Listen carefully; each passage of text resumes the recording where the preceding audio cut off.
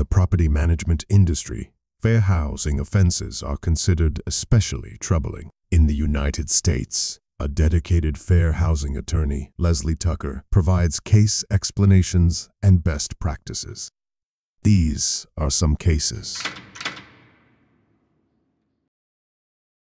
Hello, everyone, and welcome to the Fair Housing Insiders Case Files, Episode 15 with Leslie Tucker, the principal of Williams, Edelstein, and Tucker. I'm your host, Jonathan Saar.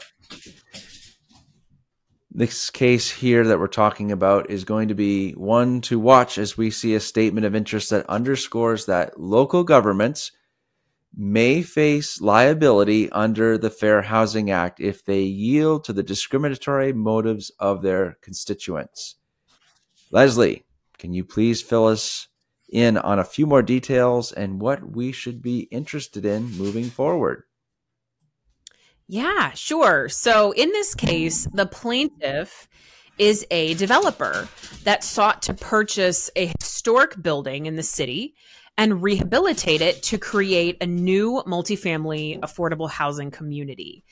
They felt that that's what was really needed within this community.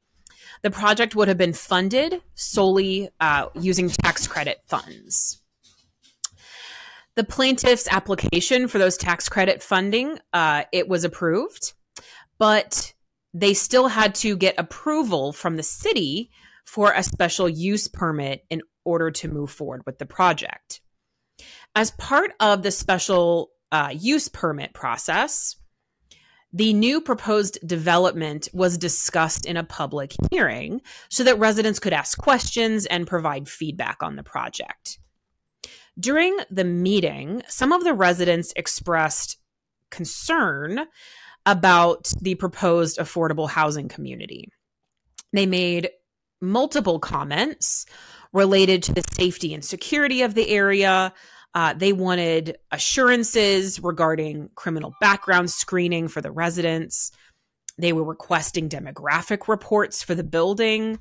And they showed a lot of concern about the building's overall proximity to a school, the possibility that predators may live there, and the overall crime rate increasing.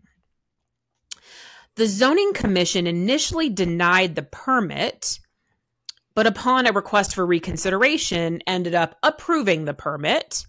So then they passed along their recommendation to the city council, who was supposed to give their final approval on the project. However, several months later, allegedly without even asking any questions of the developer, the city council denied the permit. So the developer, who's the plaintiff again, argues that the city, in denying the permit, took into consideration the illegal factors and concerns that were raised by the city's residents, specifically concerns about race and national origin. The city, who's the defendant in the case, argues that the residents' comments made during the public hearing never actually referred to race or national origin.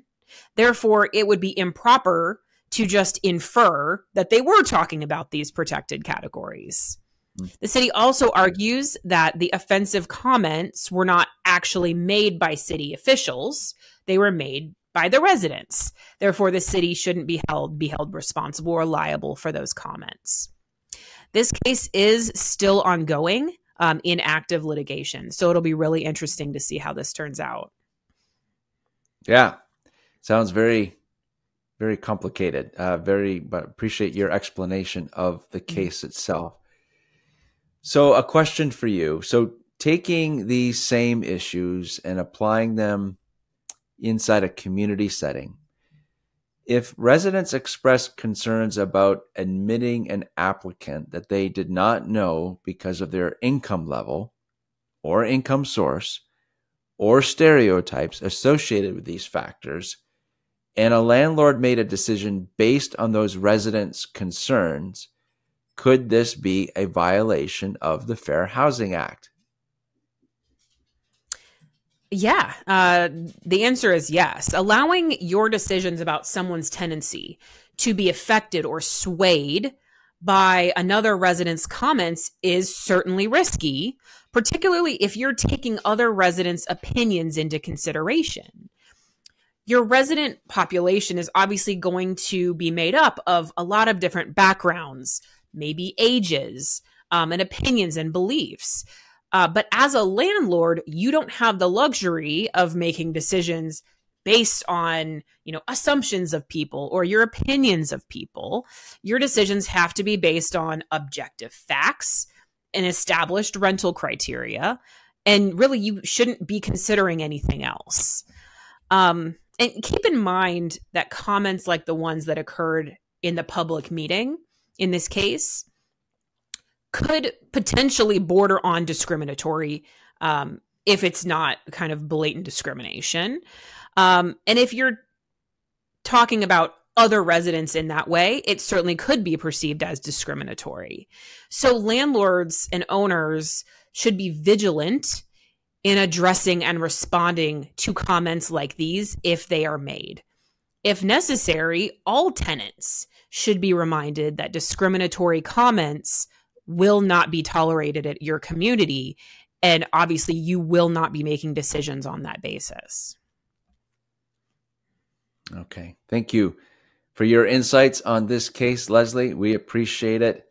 Thank you, everyone, for tuning in. This has been episode 15, the Fair Housing Insiders Case Files. Until next time, take care, everyone.